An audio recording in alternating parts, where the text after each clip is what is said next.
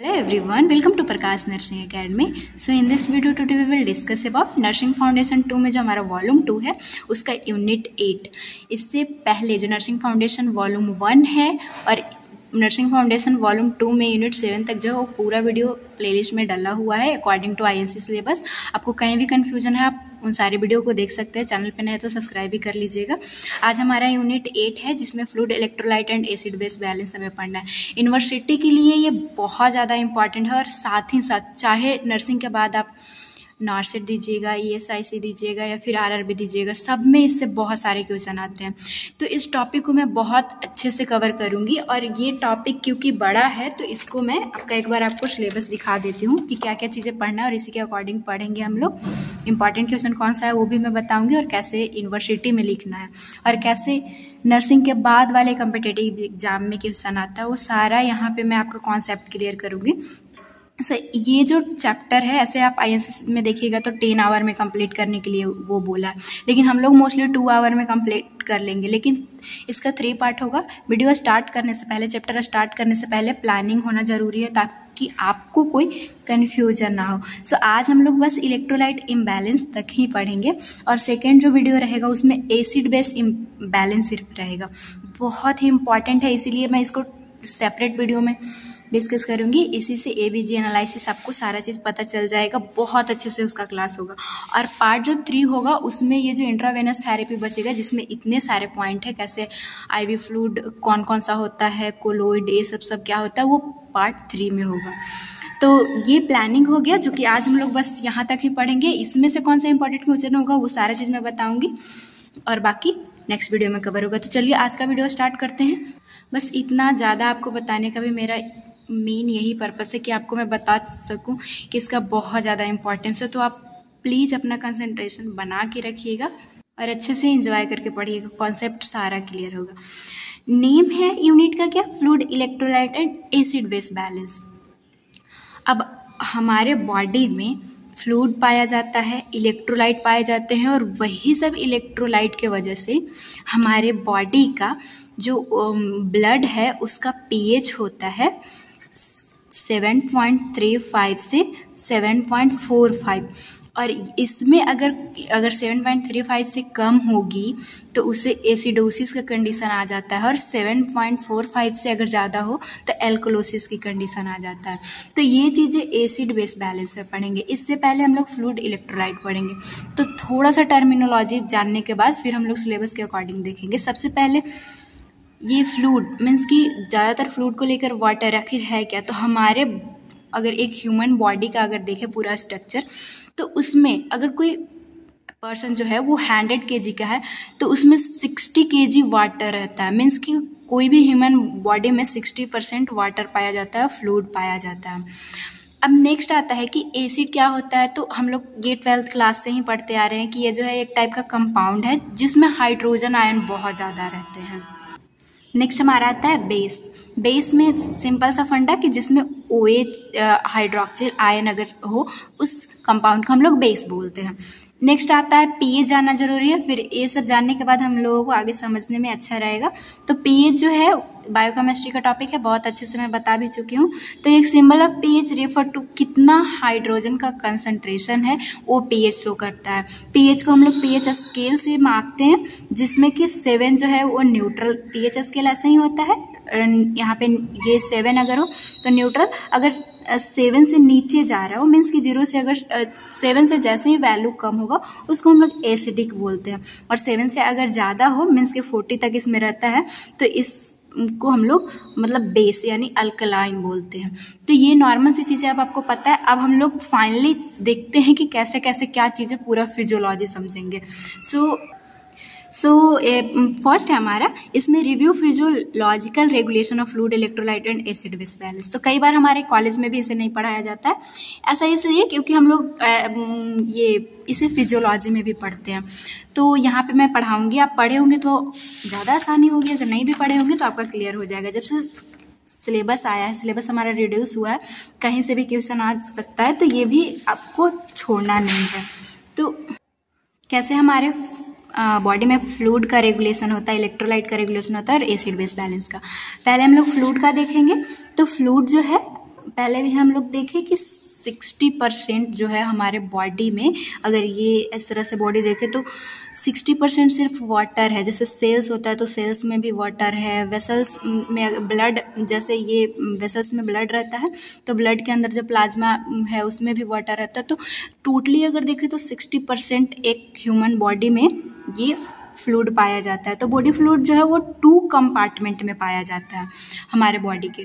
जैसे ये अगर हम लोग देखें तो यहाँ पे एक पूरा ऑर्गन बना, इसके अंदर सेल, ये जो सेल है, सेल के अंदर जो फ्लूइड पाए जाते हैं, या फिर ये जो अंदर का स्पेस है, सेल के अंदर के स्पेस को हम लोग इंट्रासेलुलर स्पेस बोलते हैं। सेल के अंदर, और उसके अंदर जो फ्लूइड पाया जाएगा उसे इंट्रासेलुलर फ्लूइड बोलते हैं।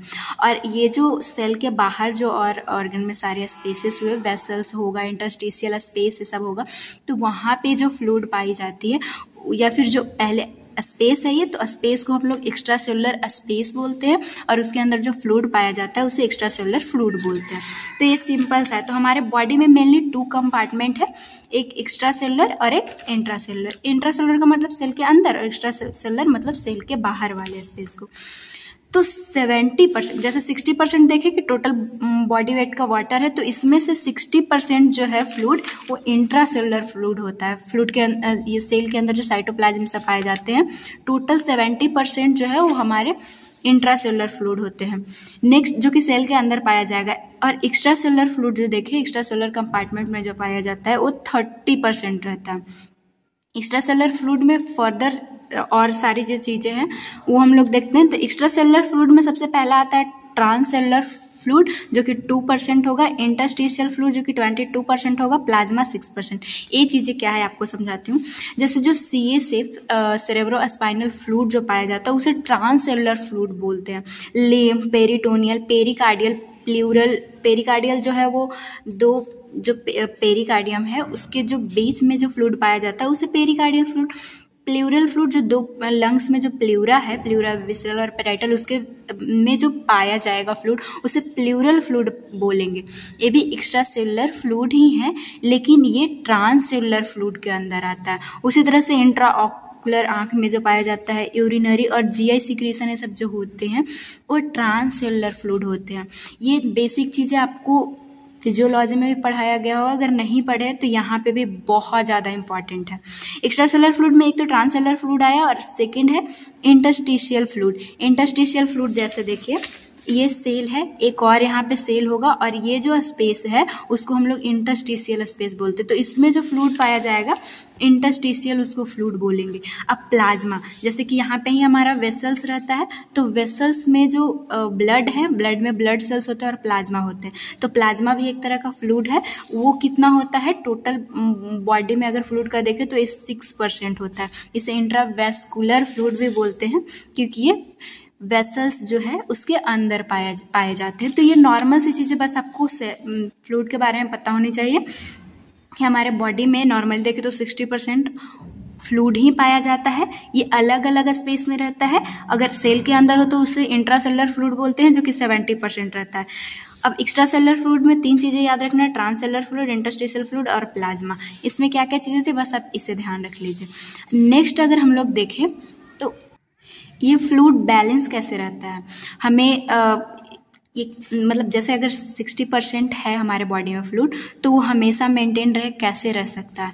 तो हम लोग इनपुट मीन्स कि वाटर ये सब जो सारी चीज़ें लेते हैं उससे, और एक फिर देखते हैं कि आउटपुट कितना जा रहा है, उस तरह से एक बैलेंस बनता है।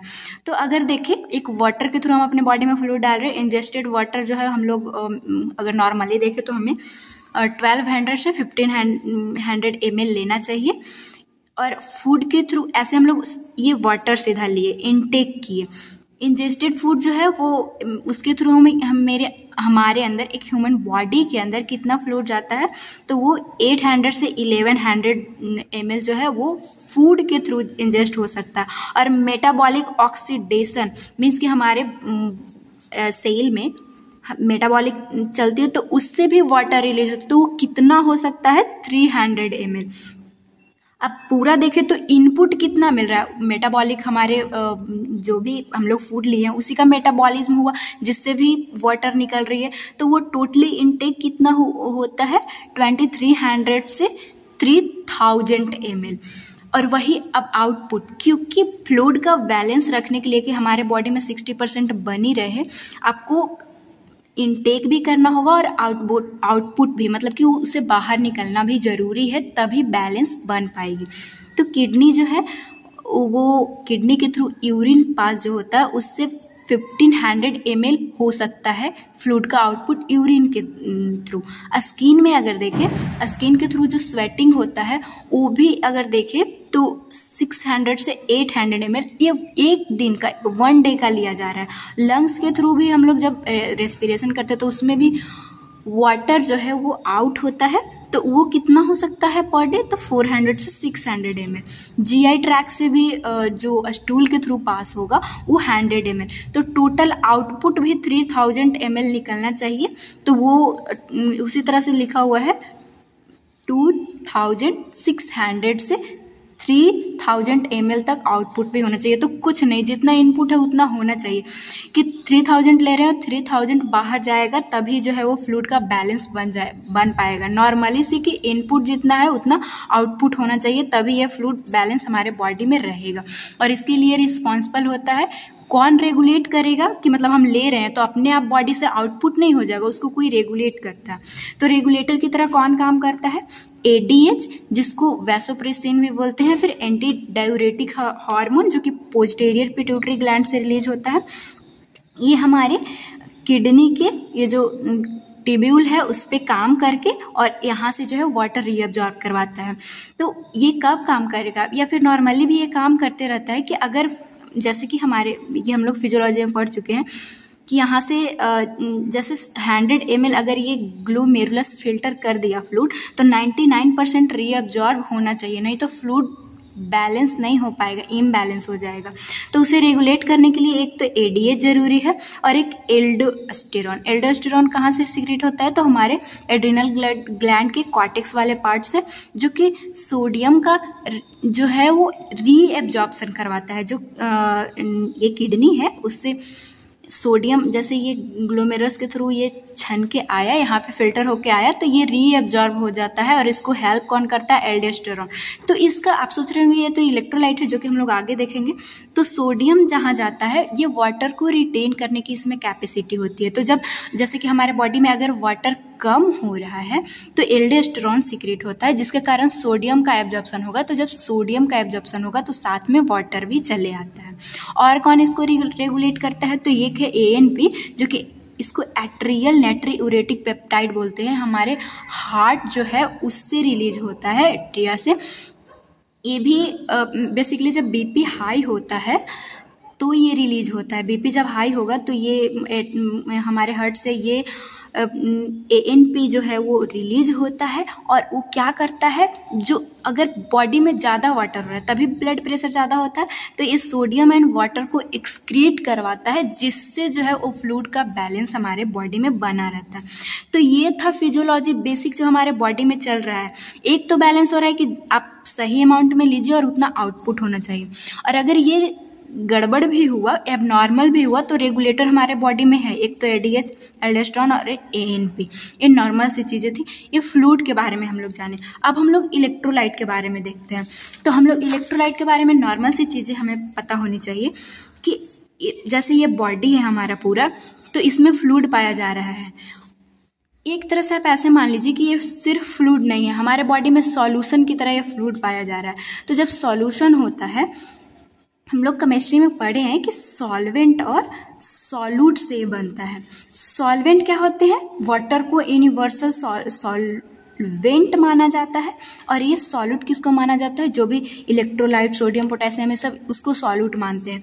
तो सिर्फ वाटर ही नहीं रहता हमारे बॉडी में, उस फ्लूइड में कुछ इलेक्ट्रोलाइट्स भी पाए जाते हैं, जो कि बहुत क्रूशियल रोल परफॉर्म करते हैं हमारे बॉडी में।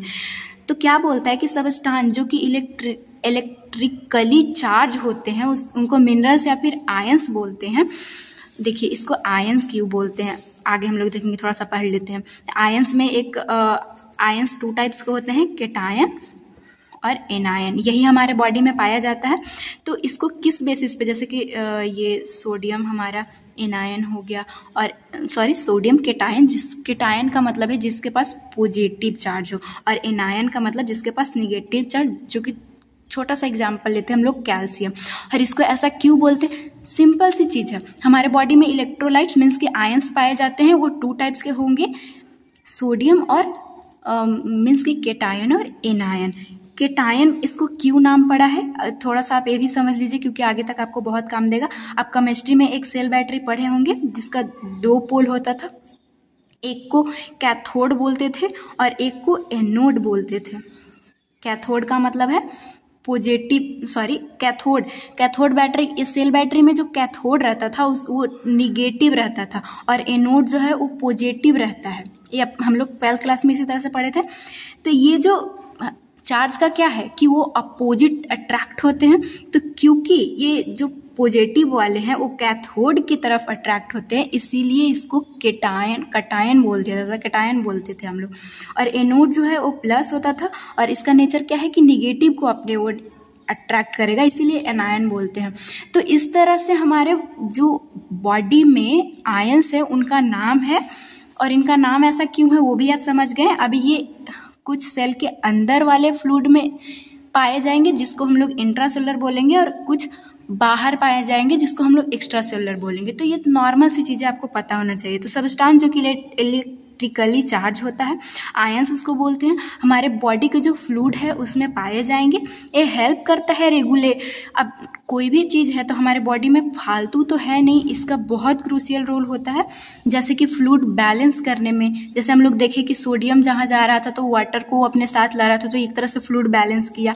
मसल एंड नर्व के एक्टिविटी में जैसे ये जो सोडियम है उसी के वजह से ये सब एक्शन पोटेंशियल, हम लोग जब मसल कॉन्ट्रैक्शन पढ़े थे तो हम लोग देखे थे कि जैसे ही ACTH रिलीज हुआ, ये सोडियम अंदर गया, कैल्शियम को रिलीज करवाया और मसल कॉन्ट्रैक्ट होता है। तो ये कॉन्ट्रैक्शन इस सब में भी हेल्प करता है एंड pH लेवल को भी मेंटेन करेगा। जो H+ है बेसिकली वही pH लेवल को मेंटेन करेगा। आगे जैसे जैसे आप पढ़िएगा और अच्छे समझ में आएगा। नेक्स्ट आता है कि कौन कौन से इलेक्ट्रोलाइट्स, बहुत सारे इलेक्ट्रोलाइट्स पाए जाते हैं लेकिन कॉमन इलेक्ट्रोलाइट्स हम लोग देखेंगे। पहला सोडियम होता है, नेक्स्ट पोटेशियम होता है, एक क्लोराइड होता है, बाइकार्बोनेट होता है, कैल्शियम होता है, मैग्नीशियम फॉस्फेट। ये कॉमन इलेक्ट्रोलाइट जो हमें ध्यान रखना जरूरी है। इसकी हाइपो या फिर हाइपर होने से क्या कंडीशन होती है, इसकी फंक्शन क्या होती है, आगे हम लोग देखेंगे जब इलेक्ट्रोलाइट इम्बैलेंस देखेंगे तो। अच्छा, इसको रेगुलेशन कौन करता है? वैसे तो हम लोग फिजियोलॉजी पढ़ रहे हैं जो कि नॉर्मल सी चीज़ें हैं, तो इसको रेगुलेट कौन करता है? सबसे ज़्यादा मेजर रोल प्ले जो करता है वो किडनी है, क्योंकि किडनी से ही हमें पता है कि यहाँ से जैसे फिल्टर हुआ तो ये जो प्रॉक्सिमल कन्वोल्यूटेड ट्यूब्यूल है, loop of Henle, distal convoluted tubule, यहाँ से ही जो इलेक्ट्रोलाइट्स है वो रीएब्जॉर्ब होते हैं और फिर यहाँ पे ही सीक्रेट होते हैं। तो अगर बॉडी में इलेक्ट्रोलाइट कभी भी ज़्यादा हो गया तो ये किडनी जो है वो उसको बाहर फेंकने का काम करती है, और अगर कम है तो इसे यहाँ से रीअब्जॉर्ब कर ले। ज़्यादा है तो सीक्रेट कर दे रहा है ताकि यूरिन के थ्रू बाहर चला जाए, और अगर कम है तो उसे यहाँ से ले लेगा, मीन्स कि रीअब्जॉर्प्शन कर देगा। ये नॉर्मल सी चीज़ें आपको बस पता होनी चाहिए। तो मेजर रोल है किडनी का। और वही अगर हार्मोन्स भी कुछ काम करते हैं तो एल्डोस्टेरोन क्या करता है, सोडियम को ये रिटेन करके हमारे बॉडी में रखता है, मतलब ये इसको रीअब्जॉर्प्शन करवाने में एल्डोस्टेरोन काम करता है। कहाँ से रिलीज होता है? जो एड्रिनल कॉर्टेक्स है वहाँ से। और एक पाराथायरॉइड हार्मोन जो है, जो कि ये यहाँ पे जो थायराइड ग्लैंड के पीछे जो पाराथायरॉइड ग्लैंड होता है वहाँ से ये पाराथायरॉइड हार्मोन रिलीज होता है, जो कि बोन से कैल्शियम को हमारे ब्लड में लाते हैं। तो ये सारे हार्मोन है जो भी इलेक्ट्रोलाइट को ये रेगुलेट करने का काम करते हैं। जब भी कम या ज़्यादा होगा तो ये कंडीशन चलेगी। अब नेक्स्ट आ जाता है एसिड बेस बैलेंस का रेगुलेशन कैसे होता है। ये इसका क्लास ही अलग लूँगी, वहाँ पे और अच्छे समझ में आएगा। एसिड बेस बैलेंस का बस इतना ही है कि हम पहले ही शुरू में ही बताई कि हमारे बॉडी का जो pH है वो 7.35 से 7.45 होना चाहिए। ये ब्लड का होता है और वही पूरा बॉडी के लिए लिया जाता है। तो ब्लड का pH इतना होना चाहिए। अगर ये 7.35 से कम हो रहा है तो ये एसिडोसिस की कंडीशन जाएगी, और अगर ये 7.45 से ज़्यादा जाएगा तो एल्कोलोसिस की कंडीशन कहलाएगी। हमें देखना है कि इसको अच्छे रेगुलेट कौन करता है। कौन ये इस चीज़ को मेंटेन करवाता है कि इतना ही पीएच जो है वो होना चाहिए? सबसे पहला है लंग्स, जो कि CO2 जो है एसिडिक नेचर का होता है, आगे आप लोग पढ़िएगा। तो अगर ये ज़्यादा हो जाए तो एसिडोसिस की कंडीशन होती है। उस टाइम पे हमारा लंग्स जल्दी जल्दी फास्ट काम करेगा और CO2 को एक झेल करवाएगा, जिससे हमारे बॉडी का जो ब्लड है उसका पीएच इतना हो सके। नेक्स्ट जो रेगुलेट करवाता है किडनी। किडनी कैसे रेगुलेट करवाएगा? ये अगर बॉडी में जैसे H+ ज़्यादा हुआ तो एसिडोसिस की कंडीशन अगर हो रही है तो H+ को जो है वो यूरिन के थ्रू पास करवा देगा, जिससे नॉर्मल कंडीशन होगी। वही अगर कम हो रही है तो यहाँ से रीअब्जॉर्प्शन करवा लेगा। तो ये किडनी और लंग्स मेजर रोल प्ले करते हैं एसिड बेस बैलेंस में। एक बफर भी आता है जो कि हमारे बॉडी से कम ज़्यादा हो तो उसे मेंटेन करने का काम करता है। बेसिकली जो बाइकार्बोनेट या फिर कार्बोनिक एसिड, आगे हम लोग देखेंगे, ये काम करता है। तो नॉर्मली अभी तक आपने क्या पढ़ा? अगर ये हम लोग समझ गए, आगे की सारी चीज़ें बहुत अच्छे से समझ में आएगी। नॉर्मल हम लोग पढ़े कि हमारे बॉडी में फ्लूइड ये सब पाया जाता है। फ्लूइड में इलेक्ट्रोलाइट्स भी पाए जाते हैं और वही इलेक्ट्रोलाइट के वजह से हमारे जो ब्लड का पीएच है वो मेंटेन रहता है।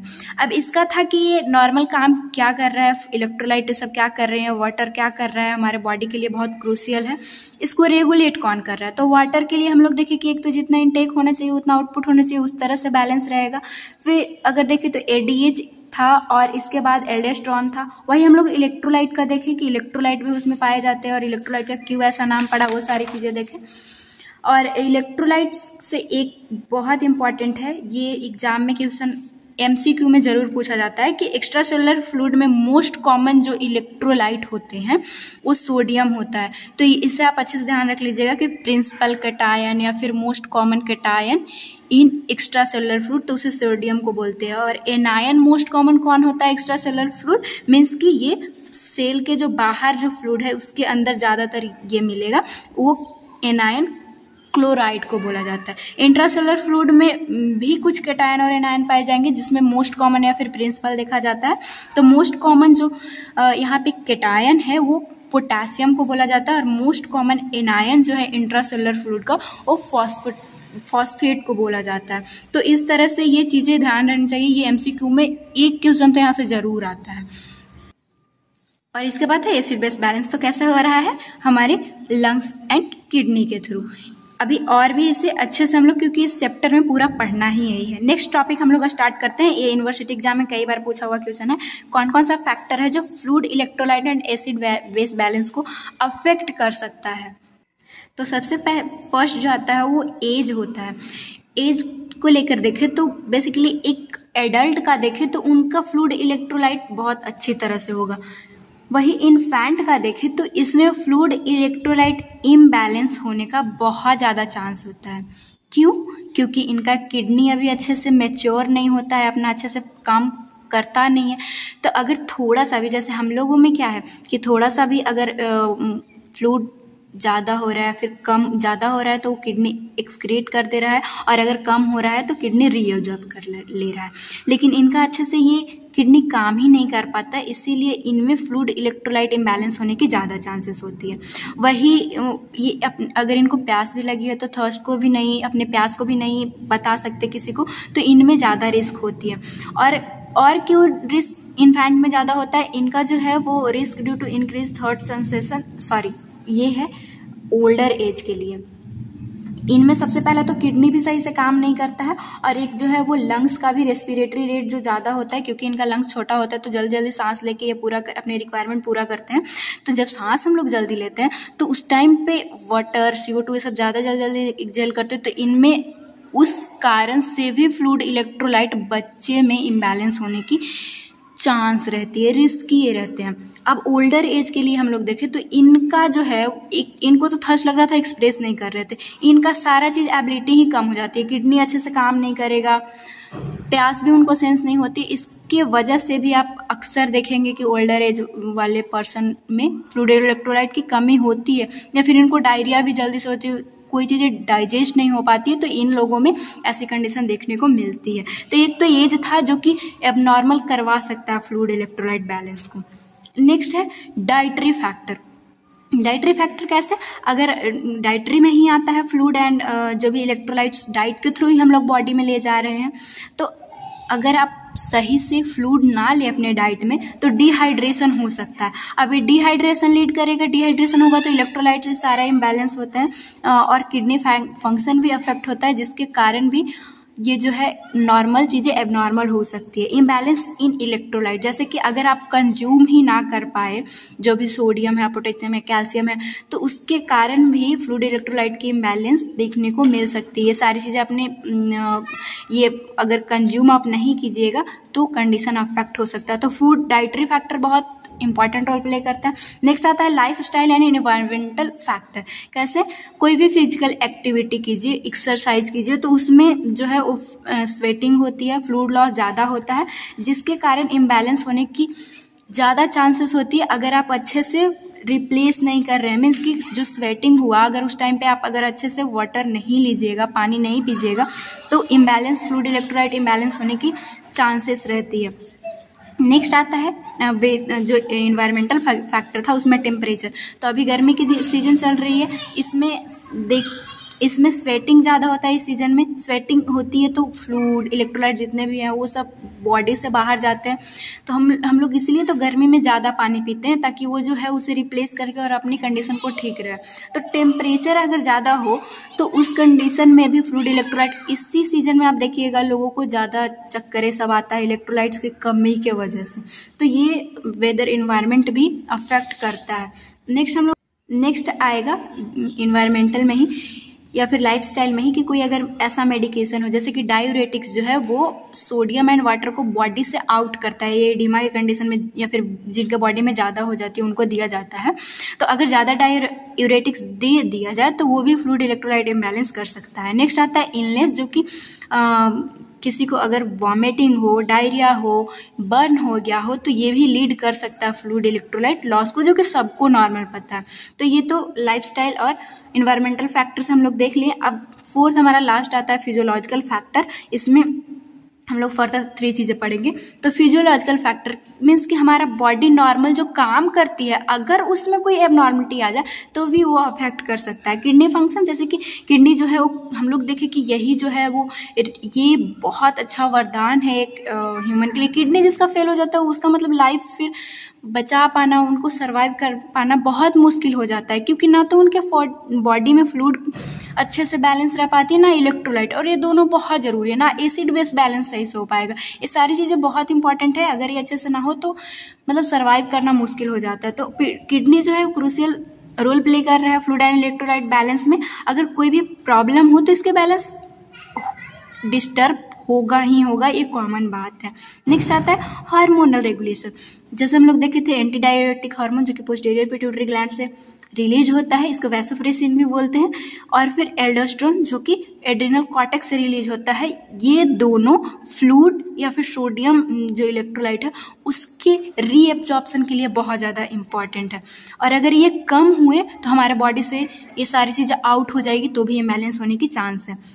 स्ट्रेस, अगर आप स्ट्रेस लेते हो तो उस कंडीशन में हमारे बॉडी में वाटर का रिटेंशन होता है, क्योंकि एडीएच ज़्यादा रिलीज होगा, तो ये भी एबनॉर्मल कंडीशन ला सकता है। तो ये नॉर्मल सी चीज़ें थी, एग्जाम के लिए इंपॉर्टेंट है कैसे आपको लिखना है। सबसे पहले जब ये फैक्टर अगर आए तो ये आप क्लाउड या फिर गोल बनाइएगा, और इसके बाद ये चारों पॉइंट या जो भी है 4 पॉइंट डालने के बाद, और फिर उसके अंदर जो पॉइंटें हैं वो आप डिस्क्राइब करके लिखिएगा। तो इतना आपके एग्जाम के लिए सफिशिएंट है, इंपॉर्टेंट है, इसको ध्यान रखिए। नेक्स्ट हमारा आता है अगर फ्लूइड वॉल्यूम में डिस्टर्बेंस आ जाए तो क्या होगा। सबसे पहले इसमें डिफिशिएट दे, फ्लूइड वॉल्यूम अगर डिस्टर्ब होता है, अगर कम होगा, तो उस कंडीशन में एक तो हमें पढ़ने को दिया है हाइपोवॉलीमिया और एक डिहाइड्रेशन। सबसे पहले हाइपोवॉलीमिया को देखेंगे। ये जो है हाइपोवॉलीमिया वॉल्यूम इंडिकेट कर रहा है फ्लूइड से, और हाइपो मतलब कम होना। तो जब भी वॉल्यूम चाहे वो ब्लड का हो या फिर जो भी और फ्लूइड से सब पाए जाते हैं हमारे बॉडी में, तो वो चीज़ अगर कम हो रही है तो उस कंडीशन को हाइपोवॉलीमिया बोलेंगे। कॉजेज क्या है कि कई बार क्या होता है कि क्लॉटिंग, जैसे कि नॉर्मल अगर किसी का हेमरेज हुआ, ब्लड अगर आउट हो रहा है, तो क्लॉटिंग फैक्टर हो तो वो जल्दी से क्लॉट होके और ये हाइपोवॉलीमिया होने से इंसानों बचता है। लेकिन अगर जिसमें क्लॉटिंग फैक्टर हो ही नहीं, जो कि रोकने का काम कर रहा है एक तरह से, तो उनमें हाइपोवॉलीमिया देखने को ज़्यादा चांसेस मिलते हैं। या फिर नॉर्मली भी आप देखिएगा जिनमें क्लॉटिंग फैक्टर कम होती है उनका नोज ब्लीडिंग अपने आप हो जाती है। तो इस तरह से हाइपोवॉलीमिया हो सकता है।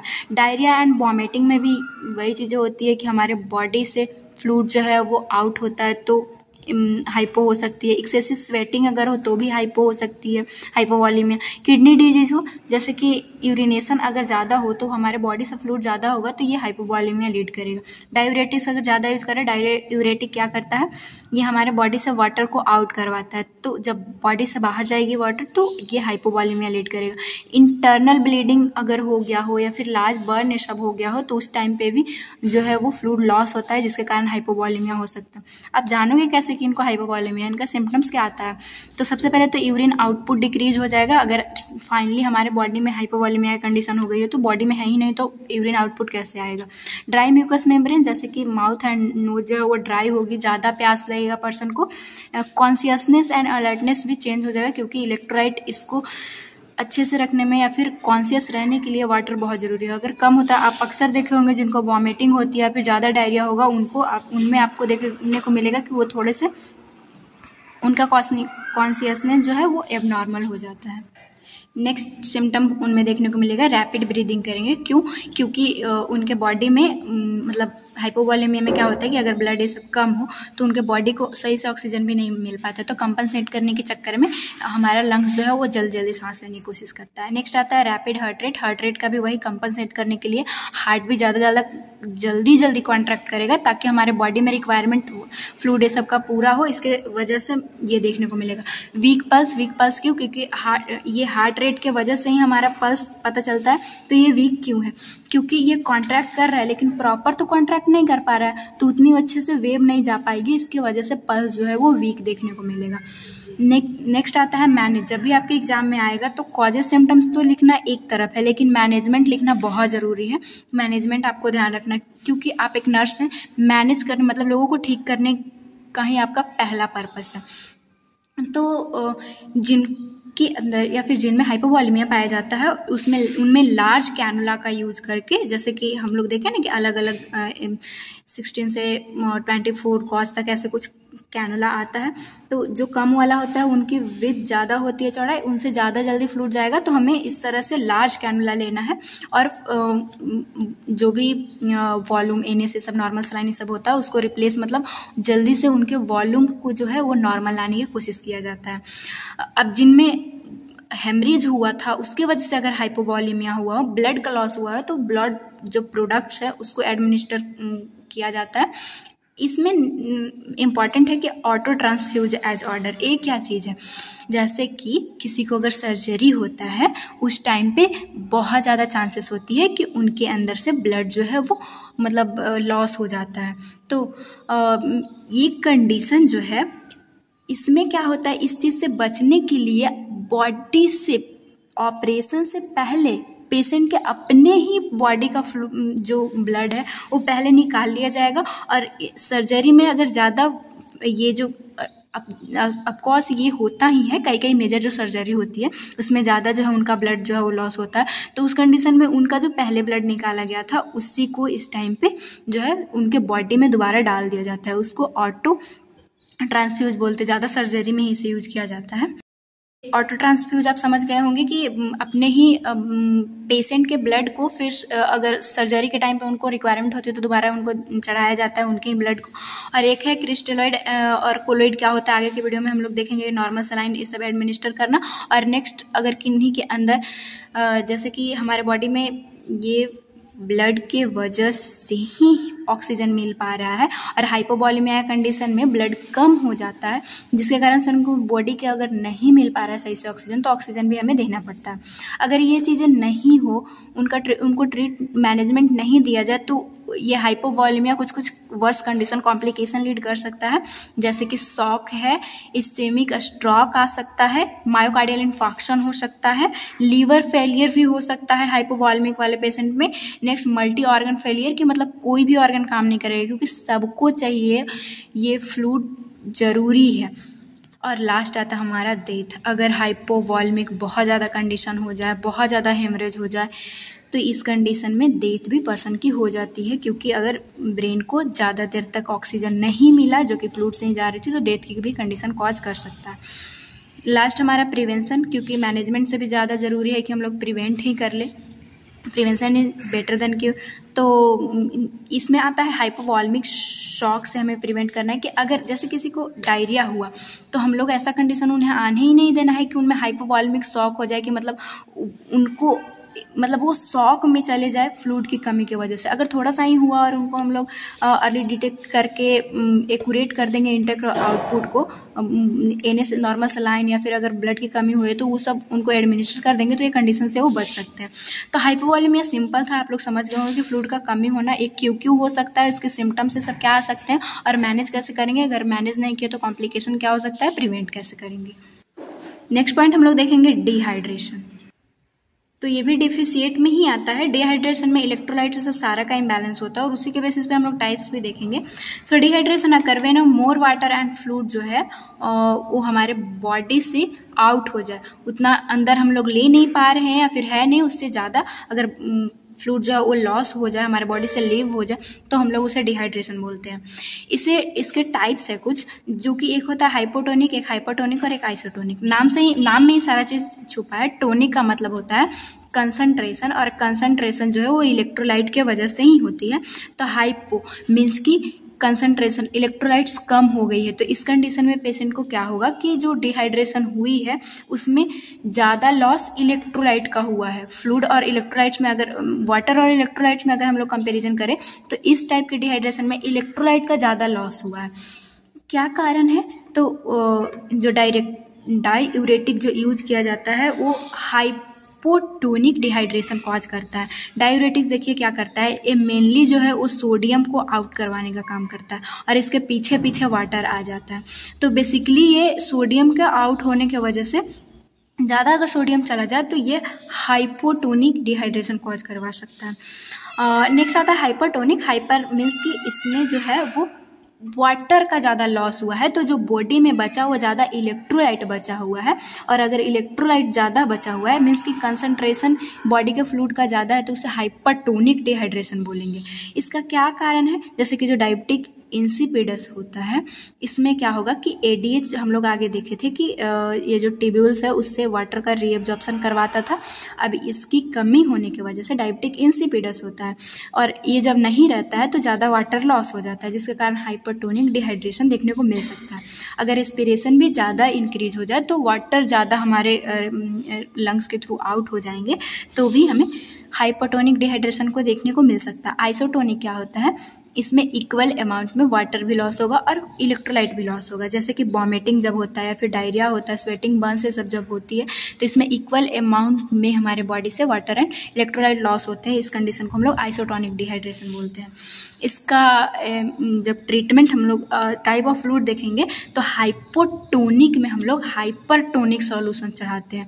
हाइपरटोनिक सॉल्यूशन में क्या होता है? उल्टा है, मीन्स कि इस सॉल्यूशन में ज़्यादा इलेक्ट्रोलाइट्स पाया जाएगा। ये बाहर के फ्लूइड है, ज़्यादा इसमें इलेक्ट्रोलाइट है, तो हाइपरटोनिक जब हाइपोटोनिक की कंडीशन में देंगे तो उनका इलेक्ट्रोलाइट सही कर देगा। मीन्स कि हाइपरटोनिक में फ्लूइड से ज़्यादा इलेक्ट्रोलाइट इसमें ज़्यादा होती है और इसमें इलेक्ट्रोलाइट की कमी है, तो ये रिक्वायरमेंट पूरा कर देता है। और हाइपरटोनिक में हाइपोटोनिक सोल्यूशन चढ़ाएंगे। वही कॉन्सेप्ट है, अगर आपको नहीं समझ में, थोड़ा सा पीछे करके देख लीजिए। आइसोटोनिक में नॉर्मल सलाइन, जिसका मतलब हमारे बॉडी का कंसंट्रेशन जो है ऑस्मोलरिटी मेनली देखा जाता है, तो वैसा फ्लूइड चढ़ाएंगे जो कि हमारे बॉडी के फ्लूइड से मिलता जुलता हो। वो टाइप ऑफ फ्लूइड में मैं आपको अच्छे से समझाऊंगी। तो इस तरह से इसका ट्रीट करते हैं। अब सिम्टम्स अगर हम लोग देखें डिहाइड्रेशन का, तो ये कैसा मतलब उसका सिम्टम्स देख रहा है, उसके बेसिस पे भी डिहाइड्रेशन 3 टाइप का हो जाता है। एक माइल्ड डिहाइड्रेशन, नाम से ही समझ में आ रहा है कि उतना भी अभी लॉस नहीं हुआ है। जैसे कि इस कंडीशन में आपको क्या देखने को मिलेगा? यूरिन रिड्यूस हो जाएगा या फिर डार्क येलो कलर का यूरिन देखने को मिलेगा। पेशेंट को वीकनेस रहेगी, वो अनवेल फीलिंग करेगा, हेडेक रहेगा, क्योंकि जब भी इलेक्ट्रोलाइट या फिर वाटर की कमी होती है तो हेडेक की कंडीशन देखने को मिलता ही है। Dry mouth, lips, thick saliva, ये डिहाइड्रेशन का माइल्ड सिम्टम्स है। लेकिन अगर मॉडरेट डिहाइड्रेशन हो, मीन्स कि और थोड़ा सा बढ़ा है सीवियरिटी, तो लो BP देखने को मिलेगा। लो बीपी क्यों? क्योंकि बीपी को मेंटेन करने के लिए ज़रूरी है कि इसमें वॉल्यूम रहे, ब्लड ये सब रहे। तो अगर ये वॉल्यूम डिहाइड्रेशन में कम हो रहा है तो उनको लो बीपी भी देखने को मिलते हैं। लेकिन कब? ज़्यादातर पोस्टरल जो हाइपोटेंशन होता है, क्योंकि ये मॉडरेट है, हम लोग सीवियर में देखेंगे कि उनको लो बीपी देखने को ही अक्सर मिलेगा।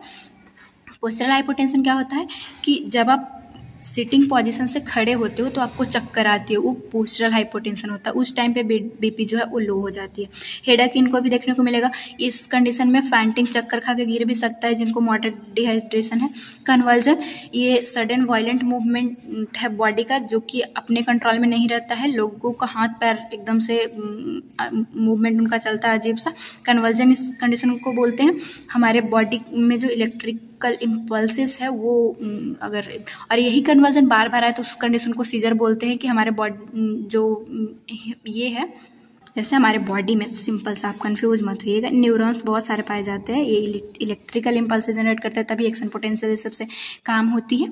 तो ये अगर एबनॉर्मल हो जाए तो इस कंडीशन में कन्वर्जन आती है, और यही कन्वर्जन बार बार आए तो ये सीजर कॉज कर सकता है। तो इस कंडीशन में कन्वर्जन भी हो सकती है, क्योंकि न्यूरॉन्स को अच्छे से काम करने के लिए इलेक्ट्रोलाइट्स, फ्लूइड ये सब चाहिए। अगर वो नहीं है तो ये ऐसा कंडीशन देखने को मिलेगा।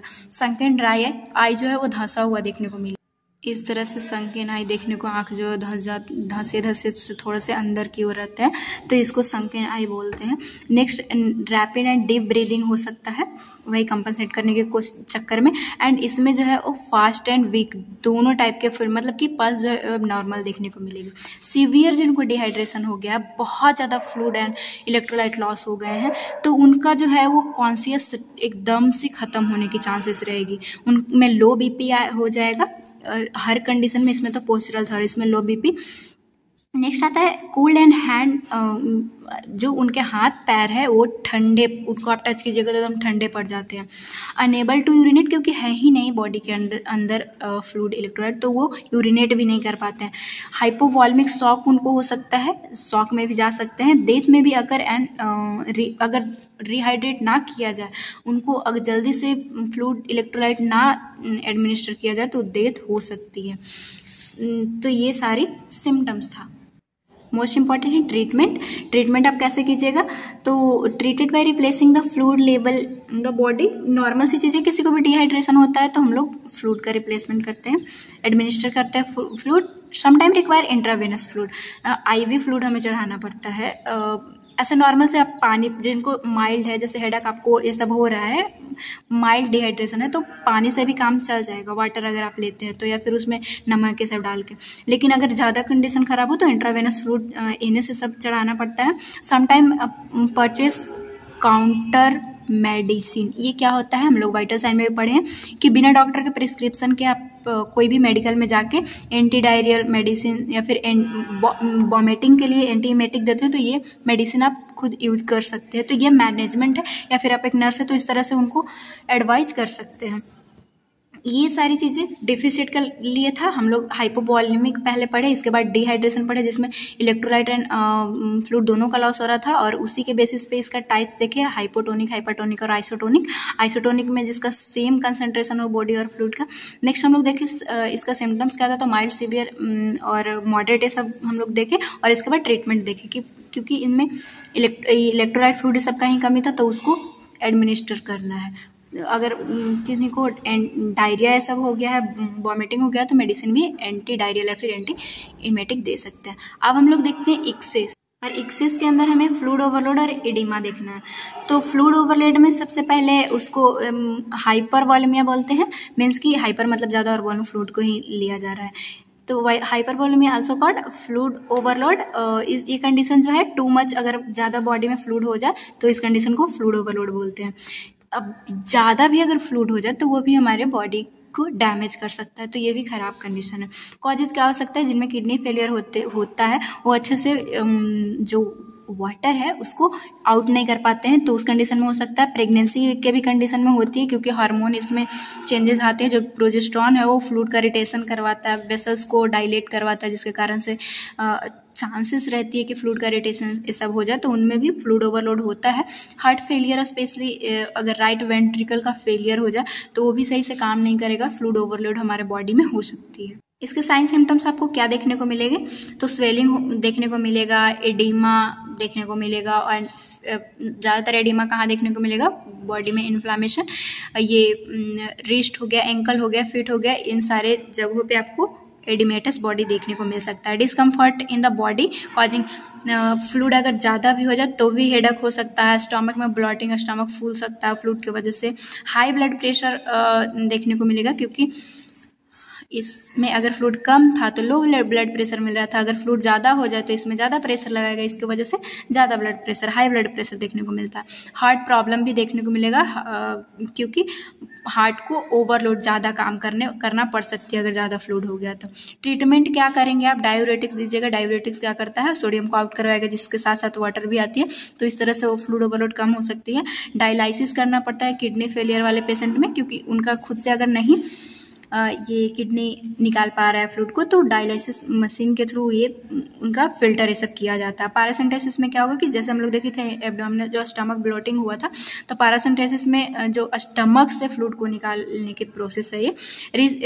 रेस्ट्रिक्शन डाइटरी सोडियम, क्योंकि सोडियम को आपको मना करना है, सोडियम आप दीजिएगा तो इसके कारण से वाटर भी रिटेन रहेगी, तो एक तो फ्लूड ओवरलोड और हो सकती है, तो इस तरह से आप मैनेजमेंट ट्रीटमेंट इसका कर सकते हैं। नेक्स्ट हमारा जो ओवरलोड में था वो एडिमा था, तो एडिमा को देखते हैं। ये जो है स्वेलिंग काउज बाय, अगर टू मच फ्लूड जो है वो ट्रैप्ड हो जाए, बॉडी में एक जगह पे जमा हो जाए, तो उसको हम लोग एडिमा बोलते हैं मोस्टली। जैसे हम लोग ये इस तरह से हम लोग बनाए थे, यहाँ पे हम लोग देखे थे सेल था, ये वेसल्स था, तो ये दो सेल के बीच में जो इंटरस्टिशियल स्पेस है, इससे अगर यहाँ पे फ्लूड ज़्यादा आके और रिटेन हो जाए, उस कंडीशन को हम लोग एडिमा बोलते हैं। थोड़ा सा फिजियोलॉजी, जो कि फिजियोलॉजी का ही पार्ट है, यहाँ भी मैं बता देती हूँ आपको ये क्यों होता है। हमारे बॉडी में फ्लूड का सही से रहने के लिए एक हाइड्रोस्टैटिक प्रेशर होता है और एक जो है वो ऑन्कोटिक प्रेशर होता है, जो कि एल्बुमिन की वजह से लगता है। तो हाइड्रोस्टैटिक प्रेशर जो है, ये जो बॉडी में ये वेसल्स में जो ब्लड फ्लूड है उसके वजह से लगता है, जिसके कारण फ्लूड बाहर जाते हैं, इंटरस्टिशियल स्पेस में आते हैं। और इसमें जो एल्बुमिन की वजह से ऑन्कोटिक प्रेशर बनता है, उस फ्लूइड को दोबारा से वेसल्स में लाने का काम करता है। तो ये ही अगर गड़बड़ हो जाए, मीन्स कि अगर हाइड्रोस्टैटिक प्रेशर नॉर्मल से, ये नॉर्मली रहना जरूरी है एक अमाउंट तक, लेकिन अगर ये ज़्यादा हो जाए तो हो सकता है, या फिर ऑन्कोटिक प्रेशर ये अपोजिट दोबारा बॉडी में जो भेज रहा था वेसल्स में, अगर वो बहुत कम हो जाए तो एडिमा देखने को मिल सकता है, जो कि आगे कॉजेज में हम लोग और अच्छे से देखेंगे। नॉर्मल सा फिजियोलॉजी था। किनको हो सकती है एडिमा, जो प्रेग्नेंट है उनको हो सकता है, सर्टेन मेडिसिन लेने के वजह से भी एडिमा, जो कि फ्लूइड का रिटेंशन करवाते हैं। हैविंग लॉन्ग लास्टिंग इलनेस है, जैसे कि कंजेस्टिव हार्ट फेलियर हो गया, लिवर एंड किडनी डिजीज वाले पेशेंट में एडिमा देखने को मिलता है, क्योंकि अच्छे से फ्लूइड फिल्टर नहीं हो पा रही है। वो तो रिस्क फैक्टर था। इसके बाद कॉजेज, रिस्क फैक्टर में मतलब है कि उसके वजह से हो सकता है, और कॉजेज की ये लीड करेगा, जैसे कंजस्टिव हार्ट फेलियर जिन पेशेंट को है उनमें एडिमा देखने को मिलेगी, लिवर डैमेज है उनमें भी देखने को मिलता है, किडनी डिजीज वाले पेशेंट में देखने को मिलेगा, वीकनेस एंड वेन का अगर लेग जो है वीक हो जाए तो वो फ्लूइड को, जो ब्लड है उसको ऊपर तक नहीं भेज पाते हैं, उसमें उनमें भी एडिमा देखने को मिलता है। सीवियर लॉन्ग टर्म अगर प्रोटीन, क्योंकि प्रोटीन जो एल्बुमिन है उसके वजह से ही ऑन्कोटिक प्रेशर बन पा रहा था, तो ये अगर कम होगा तो प्रेशर भी कम जाएगी, जिसके वजह से एडिमा हो सकता है। हाई ब्लड प्रेशर, कुछ मेडिसिन होते हैं जो हाई ब्लड प्रेशर करवाते हैं, तो वो भी कॉज है। और नेक्स्ट आता है non steroidal anti inflammatory drug, ये भी जो है वो रिटेंशन करवाने के फ्लूइड का काम करते हैं, इसीलिए उनको एडिमा देखने को मिल सकता है। अब आप सोच रहे होंगे कि ऑन्कोटिक प्रेशर तो हमें पता चला, लेकिन हाइड्रोस्टैटिक तो इसमें आया नहीं। तो ये सब kidney disease, congestive heart failure में क्या हो रहा है, फ्लूइड अगर ज़्यादा हो रही है, तो फ्लूइड ज़्यादा होगा तो हाइड्रोस्टैटिक प्रेशर नॉर्मल से ज़्यादा हो जाएगी, इसीलिए मेन कारण पैथोलॉजी इसका यही है कि एडिमा देखने को मिलता है। सिम्टम्स क्या देखने को मिलेगा, पफीनेस, फुला हुआ उनका टिश्यू, ज़्यादातर फेस से सब देखने को मिलेगा, स्वेलिंग देखने को मिलेगी। अब आप देखे होंगे जो साइन, ये फुला हुआ चीज़ें बहुत ज़्यादा साइनी आपको देखने को, ये आप नॉर्मल भी फील किए होंगे। और एक जो है वो पीटिंग देखने को मिलता है अगर प्रेस किया जाए, जैसे कि देखिए हम लोग अगर नॉर्मल बॉडी में ऐसे प्रेस कर रहे हैं तो ये तुरंत ही फील हो जा रहा है, नॉर्मल अपने पोजीशन पे आ रहा है। लेकिन जिनको एडिमा हुए रहता है, पैर जो फुला रहता है, अगर आप इस तरह से दबाते हैं तो वो नीचे ही रह जाएगा, कुछ टाइम लेगा ऊपर आने में, तो उस तरह से पीटिंग देखने को मिलता है। Increase the size of the stomach area, वहाँ पे अगर स्टमक एरिया में हो गया तो वो स्टमक वाले जगह पे जो है वो साइज इंक्रीज देखने को, फूला हुआ देखने को मिलेगा नॉर्मल बोले तो।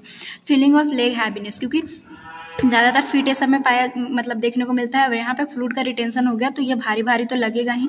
नेक्स्ट आता है कि अगर ट्रीट ना करें तो कॉम्प्लिकेशन क्या हो सकता है एडिमा की वजह से। तो अनट्रीटेड कॉज वॉकिंग, वो चलने में उनको प्रॉब्लम हो सकती है, स्टफनेस लग सकता है, या फिर stretch skin which can itching भी जिनकी एडिमा होती है उनको लगता है। लेस ब्लड फ्लो, क्योंकि वहाँ पे अच्छे से फ्लो ब्लड भी नहीं फ्लो होगी, वहाँ पे फ्लूइड का रिटेंशन, इसीलिए। Increase risk of skin ulcer, skin क्योंकि बहुत दिनों तक अगर ये फ्लूइड जमा है यहाँ पे, ये ब्लड का सप्लाई नहीं हो रहा है तो अल्सर होने की चांसेस रहती है। ट्रीट कैसे करना है? सबसे पहले अंडरलाइनिंग कॉजेज को ट्रीट कीजिए, मीन्स कि आप कुछ भी दे दीजिए। अगर कंजस्टिव हार्ट फेलियर है तो उनमें फ्लूइड का रिटेंशन होगा ही, हाइड्रोस्टैटिक प्रेशर बढ़ेगा ही तो एडिमा होगा ही। लीवर किडनी डिजीज अगर है तो ये पहले ठीक करना होता है। साल्ट कंज्यूम को आप रिड्यूस करवा सकते हैं क्योंकि उसमें सोडियम है, वाटर का रिटेंशन करवाने से बचाना है तो, और एक डायूरेटिक्स आप दे सकते हैं ताकि सोडियम एंड वाटर निकलेगा तो भी एडिमा ठीक हो सकती है। आज के लिए बस हम लोग एडिमा तक ही देखते हैं। नेक्स्ट वाले वीडियो में मैं इलेक्ट्रोलाइट इम्बैलेंस कवर करूंगी क्योंकि ये बहुत इंपॉर्टेंट है, एग्जाम में भी इसे यूनिवर्सिटी एग्जाम में बहुत बार क्वेश्चन आते हैं। तो इसे नेक्स्ट वीडियो में जो भी आगे का टॉपिक बचा हम लोग नेक्स्ट वीडियो में कवर करेंगे। अभी तक हम लोगों ने जो पढ़ा उसका आप रिविजन अच्छे से कीजिएगा, नोट्स अच्छे से बनाइएगा। इसमें इंपॉर्टेंट है एडिमा या फिर जो डिहाइड्रेशन है और फैक्टर अफेक्टिंग फ्लूइड इलेक्ट्रोलाइट, इससे क्वेश्चन कई बार एग्जाम में देखे गए हैं तो इसे आप ध्यान रख लीजिएगा। तो थैंक्स फॉर वॉचिंग, आज के लिए बस इतना ही। मिलेंगे नेक्स्ट वीडियो में नेक्स्ट टॉपिक के साथ। अगर वीडियो हेल्पफुल रहा हो तो प्लीज़ वीडियो को लाइक कीजिएगा, चैनल पर नए तो सब्सक्राइब कर लीजिएगा और अपने दोस्तों में भी जरूर शेयर कीजिएगा। Thanks for watching.